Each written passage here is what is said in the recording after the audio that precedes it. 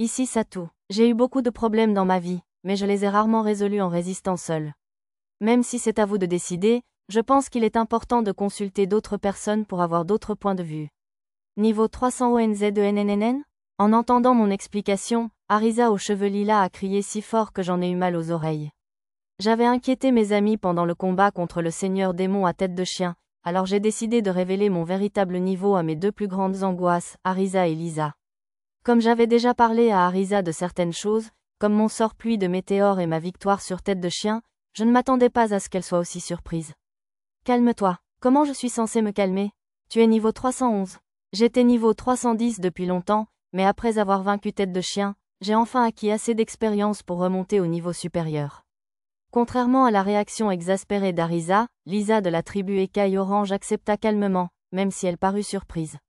Impressionnant comme toujours, maître. C'était un peu inhabituel de la voir aussi contente. Elle semblait de très bonne humeur, à en juger par la façon dont sa queue frappait le sol.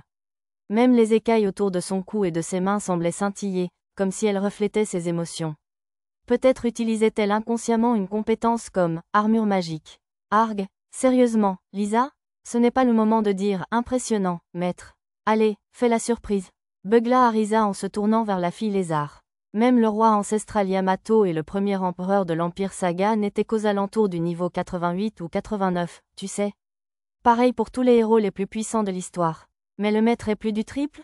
Il va falloir qu'on travaille encore plus dur si on veut être utile au maître, alors. Lisa acquiesça docilement. Leur réaction était probablement différente parce qu'une seule d'entre elles possédait des informations démontrant à quel point mon niveau était exceptionnel. Lisa, en particulier, chassait généralement des ennemis bien au-dessus du sien grâce à son armure renforcée, elle ne comprenait donc probablement pas bien comment l'expérience nécessaire pour progresser augmentait considérablement avec le niveau. Pour elle, même le niveau 311 semblait être quelque chose qu'elle pourrait atteindre avec suffisamment de travail. Du calme, Arisa. Une fois calmée, je leur ai conseillé de garder mon niveau secret. Je sais. Compris, monsieur. Je protégerai ce secret, même au prix de ma vie. Elles ont toutes deux acquiescé aussitôt.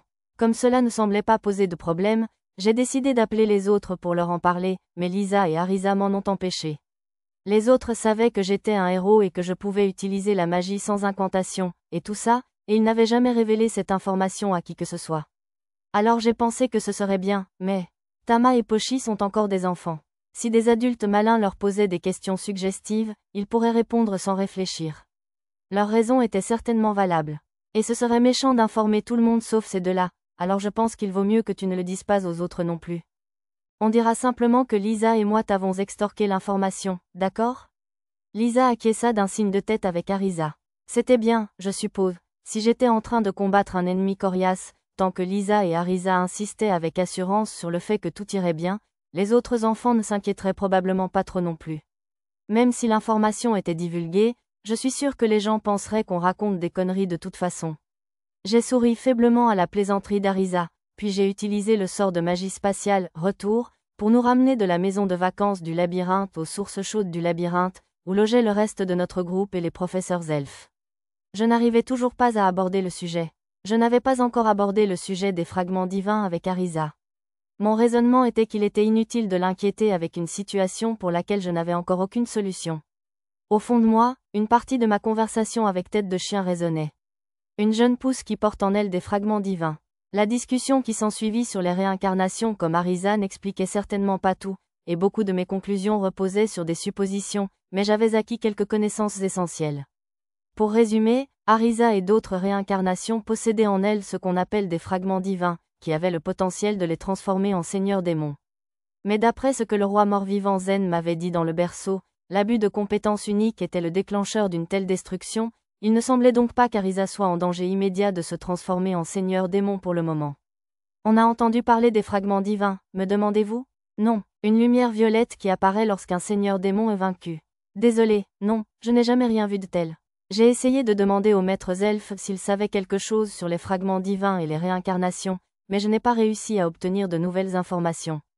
Daisaku le héros parlait rarement de vaincre des seigneurs démons, et on nous dit toujours, à nous les elfes, de retourner dans nos forêts, à moins qu'il n'y ait une saison du seigneur démon ou quelque chose du genre. C'était Ichiro Toya, l'un des elfes les plus éloquents. Je vois, enfin, désolé de vous déranger. Pas du tout. Quand je serai de retour dans la forêt de Bolénan, Je verrai si quelqu'un est au courant. Ils m'ont fait cette promesse rassurante tandis que je quittais leur chambre. Une fois seule, j'ai utilisé le sort de magie spatiale téléphone pour contacter la haute elfe de la forêt de Bolénan, ma chère demoiselle Aeolise. Elle était en vie bien avant l'apparition des seigneurs démons, alors je pensais qu'elle savait peut-être quelque chose. Satou, dès que l'appel fut établi, elle prononça mon nom d'une voix aiguë. Bonjour, mademoiselle Aaz. Auriez-vous le temps de parler maintenant? Oui, bien sûr, c'est parfait. Sa voix douce et apaisante était un baume pour mon cœur anxieux. Je posai à mademoiselle Aaz les mêmes questions que j'avais posées aux elfes auparavant, mais elle ne put que me donner la même réponse qu'eux. Je suis désolée, Satou. Ne vous excusez pas, mademoiselle Aaz. Vous avez eu la gentillesse de vous déplacer jusqu'à la réserve de souvenirs de l'Arbre-Monde pour moi.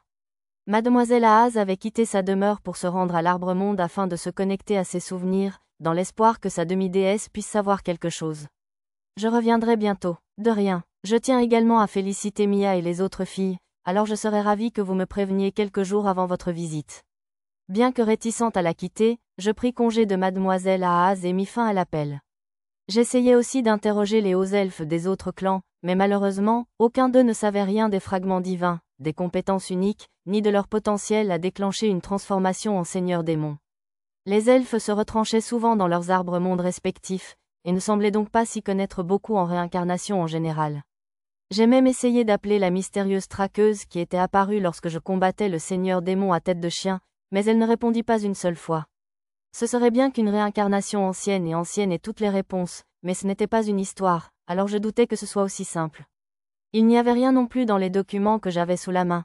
J'en conclus que la seule solution était de continuer à chercher autant de documents anciens que possible. Voilà, maître. Alors que je m'agitais seul dans mon bureau, Arisa apparut.